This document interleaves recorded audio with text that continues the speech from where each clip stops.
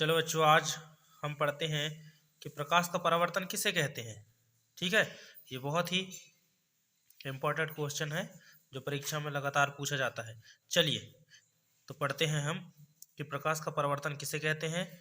जब प्रकाश की किरण किसी परावर्तक पृष्ठ या किसी चिकने तल से टकराकर पुनः उसी माध्यम से वापस लौट आती है तो इस घटना को प्रकाश का परावर्तन कहते हैं। ठीक है, जब प्रकाश की किरण किसी परावर्तक पृष्ठ या किसी चिकने तल से टकराकर पुनः उसी माध्यम से वापस लौट आती है तो इस घटना को प्रकाश का परावर्तन कहते हैं। देखिए, मान लो ये कोई परावर्तक पृष्ठ है जिसकी एक सतह जो है ये इस तरफ वाली जो सतह है वो कैसी है, चिकनी। ठीक है, क्योंकि इस तरफ में क्या हुआ है, कोई पालिश की हुई है, दूसरी सतह है उस तरफ क्या होगी, पालिश। ठीक है, तो जिस सतह पर पालिश हुई होगी उसकी दूसरी सतह कैसी होती है, परावर्तक। ठीक है, यहाँ से क्या हो रही है, अपना आपतित किरण पड़ रही है परावर्तक सतह पर और यहाँ से क्या हो रही है, परावर्तित हो रही है। ठीक है,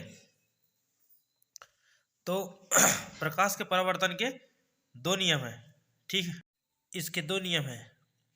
पहला, आपतित किरण, परावर्तित किरण एवं आपतन बिंदु पर अभिलंब तीनों एक ही तल पर स्थित होते हैं। ठीक है ना, जैसे ये आपतित किरण, परावर्तित किरण और अभिलंब, ये तीनों कहाँ पर, ये एक ही बिंदु पर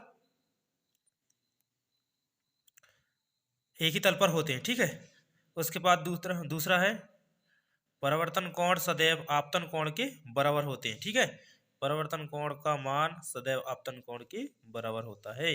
ये हो गया अपना, यहाँ पर जो आपतित किरण हो रही है यहाँ पर जो कोण बनेगा वो होगा आपतन कोण, और परावर्तन के पश्चात जो यहाँ से जो किरण जाएगी, परावर्तित किरण, और अभिलंब और परावर्तित किरण के बीच में जो कोण बनेगा वो होगा आपका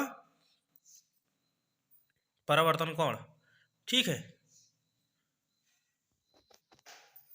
ठीक है।